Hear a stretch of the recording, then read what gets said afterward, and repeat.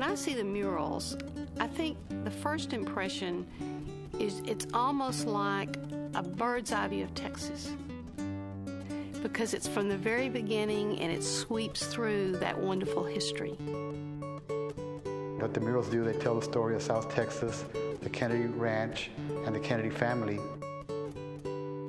This could be the impetus for more murals and more artwork and more museums being created in this particular area to record a heritage that has long been neglected. When I see it finished, I see something that is left for Texas, something that we've given back to Texas, and I'm proud of that. South Texas, a sweeping, desolate landscape with few inhabitants, an often hostile climate, and a variety of cultural and ethnic influences dating back many hundreds of years. It is also a land that holds some of the largest cattle ranches in the world. Recently, a celebration brought people from all over Texas to the small town of Sarita, the county seat of Kennedy County. They came to attend the opening festivities of the Kennedy Ranch Museum of South Texas. It was an authentic Texas-style occasion reflecting the diverse heritage and true grit character of this part of the Lone Star State. The main feature of the Kennedy Ranch Museum is a series of 3 large murals that depict the complex and richly textured history of South Texas.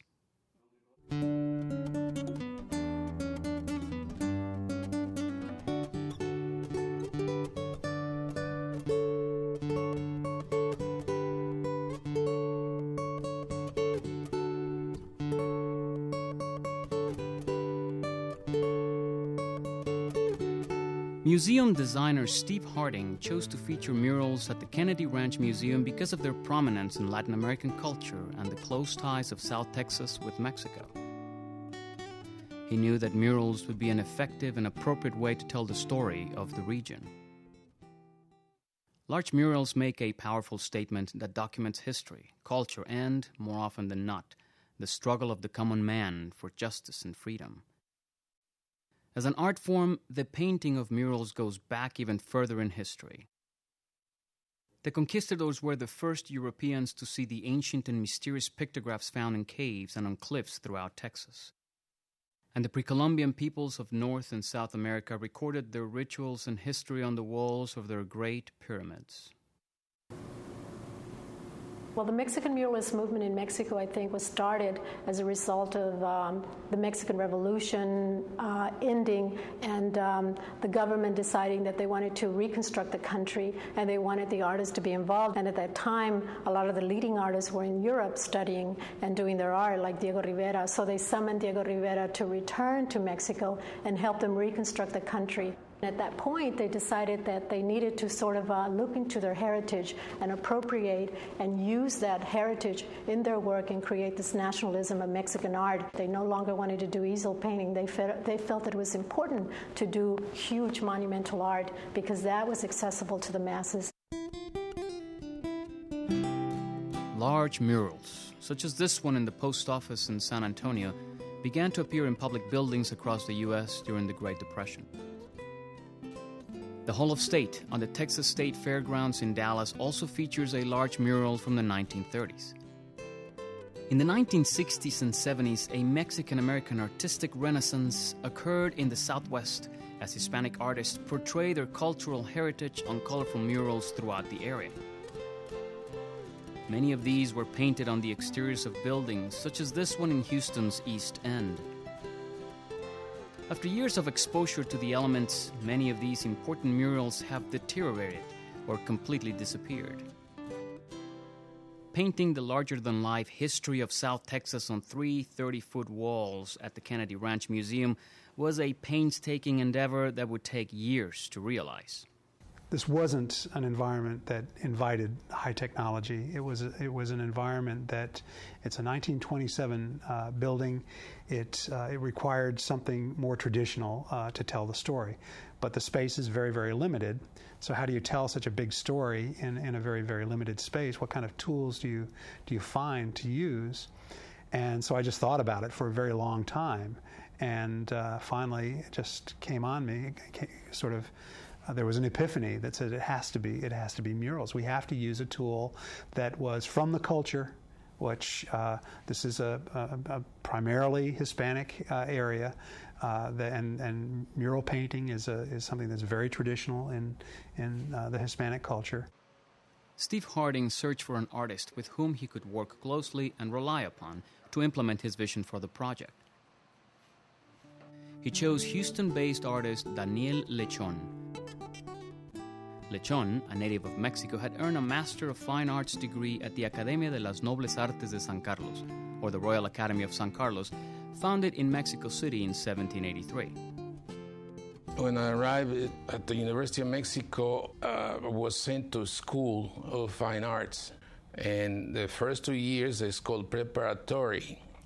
And they give you architecture, they give you painting, nude drawing, history of art, techniques.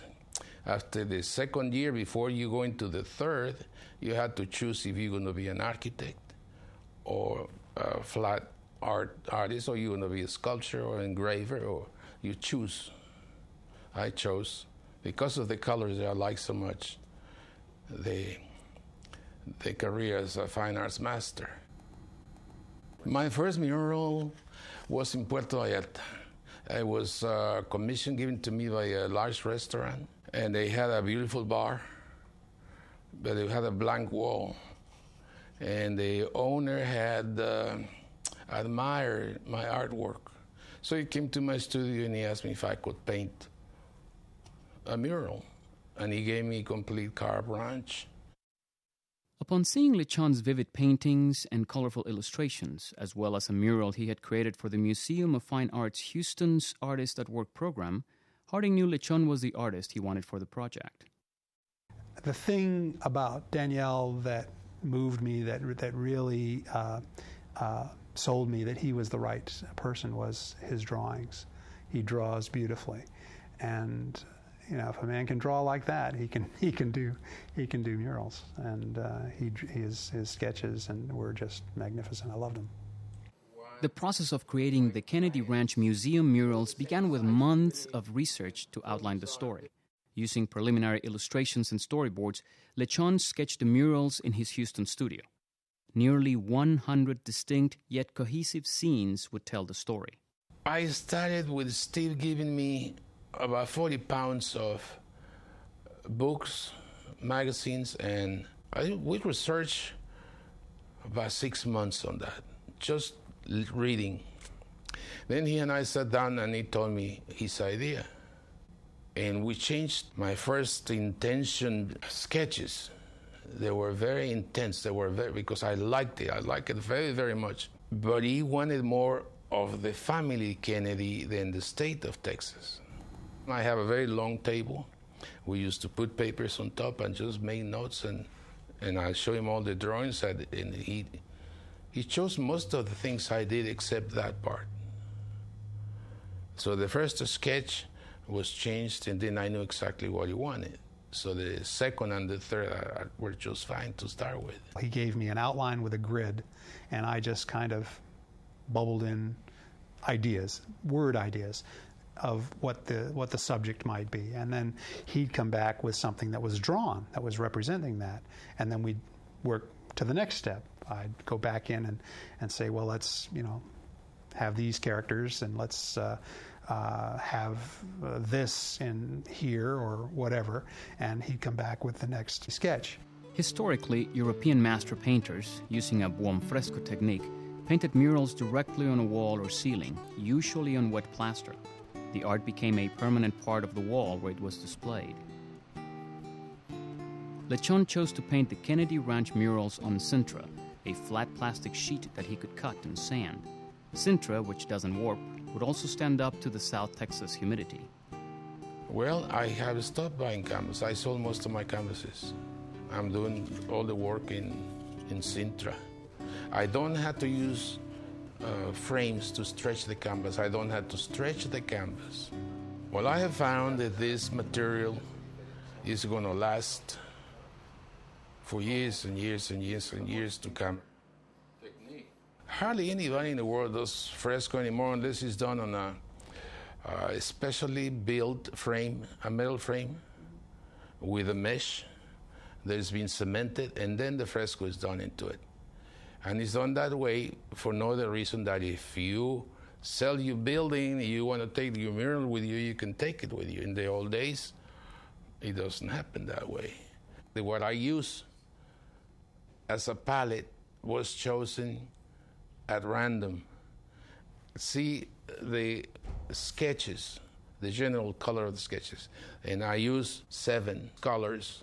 You can't move away from that. That's the palette.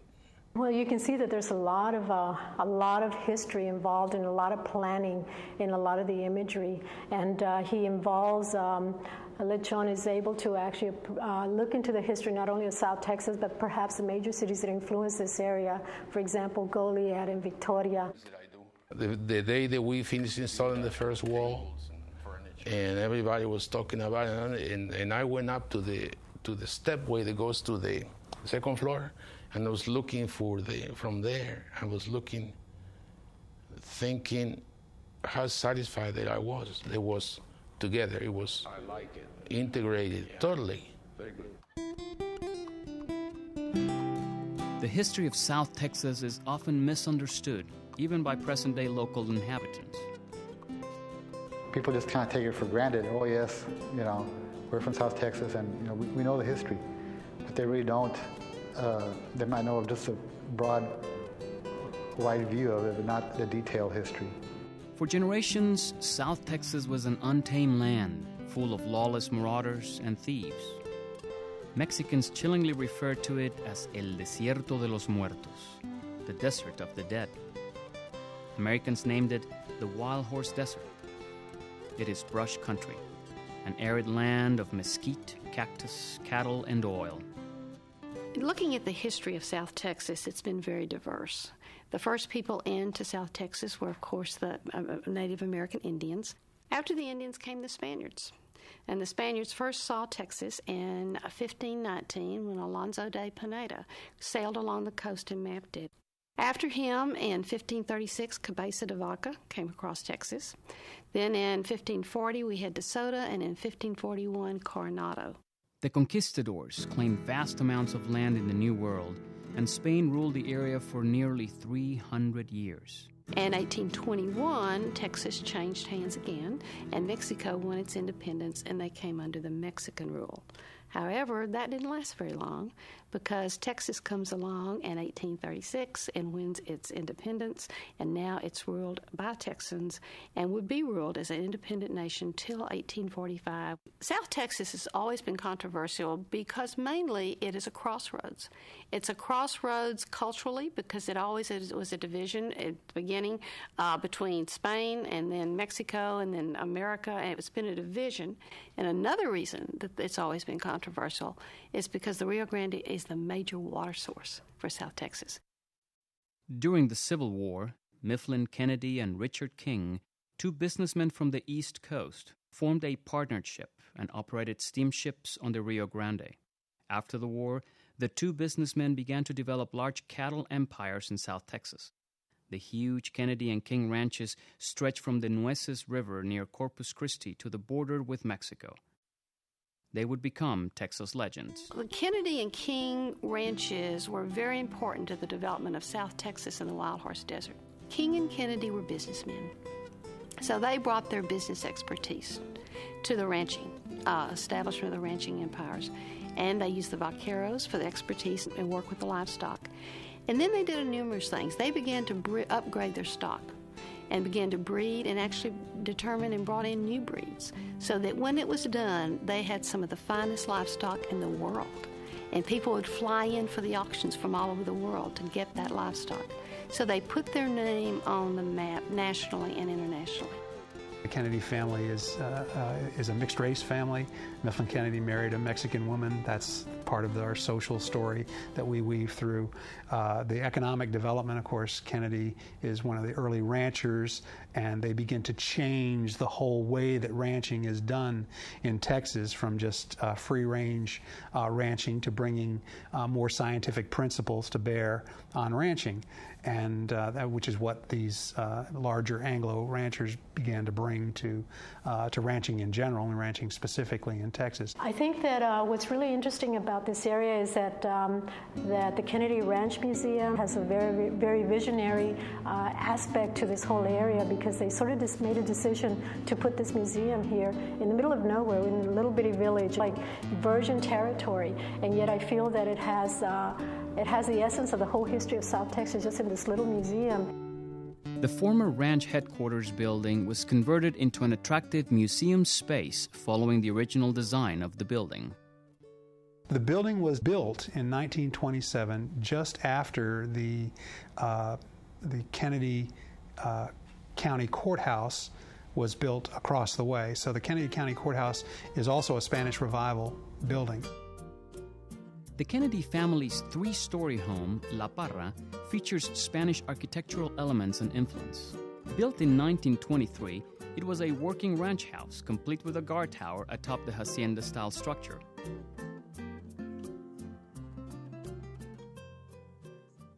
Designing and painting the murals was a monumental task, and installing each mural panel had its own challenge. It was like assembling hundreds of pieces of a large puzzle that all had to make sense visually and historically. One of the things that I like the best out of the completed pieces in the museum is that when you painted it, we were painting in small panels at a time. And when you assemble it together, and seeing it finished is just really something else. The scale of the murals itself was pretty large. It's 3 rooms. I thought it was going to be just a small piece. On the opening day of the Kennedy Ranch Museum of South Texas, invited guests lined up to tour the museum and see the much-talked-about murals. Some visitors eagerly searched for family members in the paintings. The 3 rooms in the museum were thoughtfully designed to showcase the South Texans depicted on the murals. He immediately purchased the La Parra grant and began assembling what would become the 400,000-acre Kennedy Ranch. We had the story of the Kennedy family, and it was very important that story be told. But we also had this huge story of South Texas, and so it became my goal to try to tell that whole story of South Texas using the Kennedy family kind of as the golden thread, as the thing that ties it all together.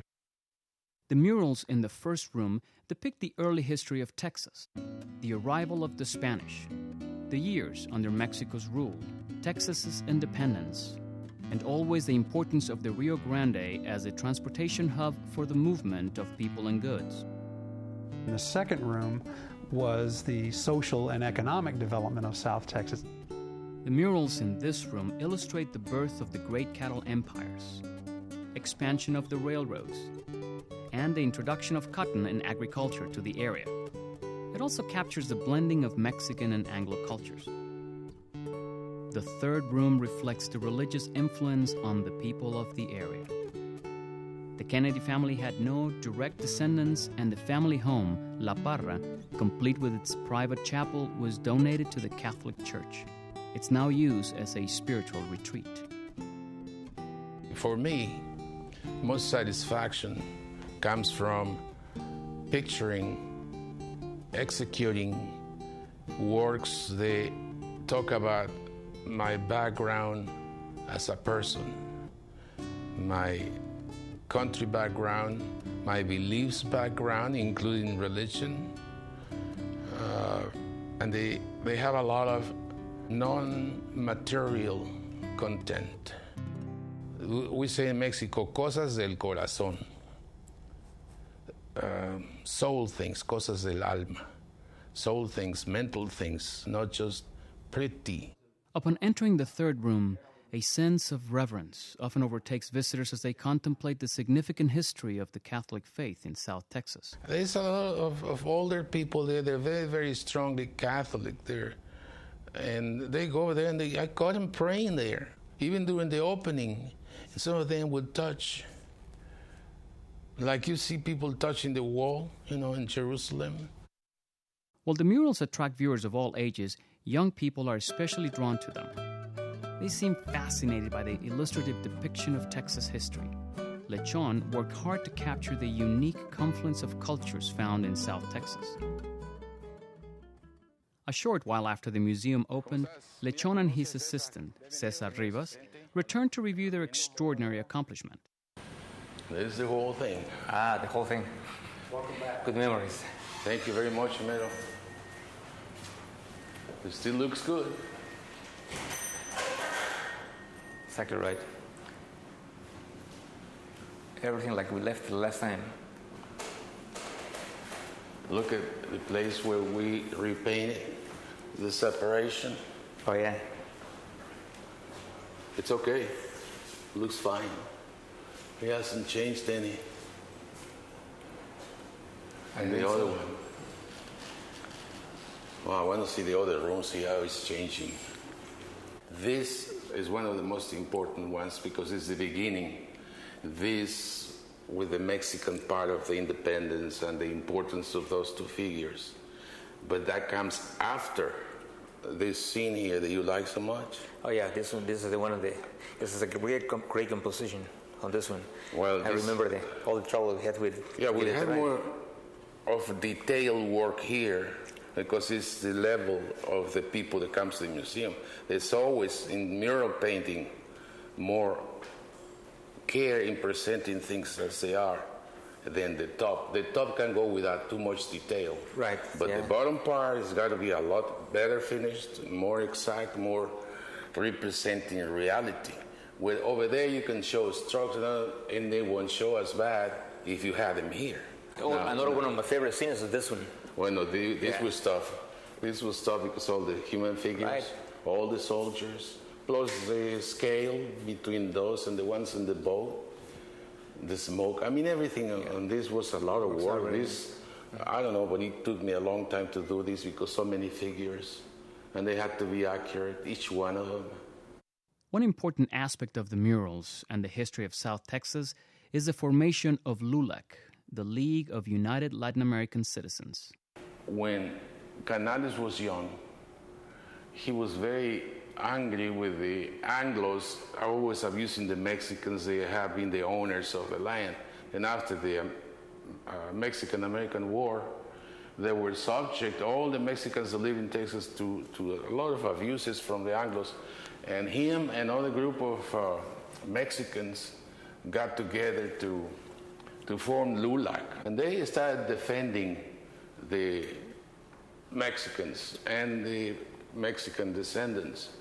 And they also are the ones that try to stop or minimize the force of the Texas Rangers because they were a pretty wild bunch. And it's thanks to them, the citizens nowadays enjoy exactly the same rights as anybody else. Oh, this is the last part, yeah. That's the last mural we did. There were a lot of things that I didn't know about the history of Texas. They involved so many Mexicans in such a deep way. This, to me, attracted me, this room, because it's my religion, it's my history, and it taught me a lot of things that I didn't know about Texas and Anglos working together. Very, very interesting to me personally. Very special room. Sure is. I would say it's my favorite. We always wanted to give something back to Sarita, this little town who had been part of the ranch, and also to be able to tell this broad story of South Texas, which really isn't told. It's not something that's typically told. You often hear of Texas and independence and Texas Revolution and more of a central and eastern Texas story, but South Texas and its birth is not something that's commonly told. I think that from the beginning, it took my utmost to do it. And I'm very satisfied with it. I can tell you it is the most important so far. Everyone who experiences Daniel Lechon's formidable artistic achievement marvels that so much history could be portrayed in such a small space. and future generations will learn and remember the often overlooked history of South Texas as told through his murals at the Kennedy Ranch Museum. When they leave here, they have a much broader sense of the history of this area. It was worth it. All the sweat and everything that we went through to get this. Almost 2 years, too. Yes, right. You done well, son. Thank you. Same with you. Those murals will be celebrated for years to come. It really is more than we all dreamed of when we were in the process. And that's wonderful when something comes out better than you ever imagined.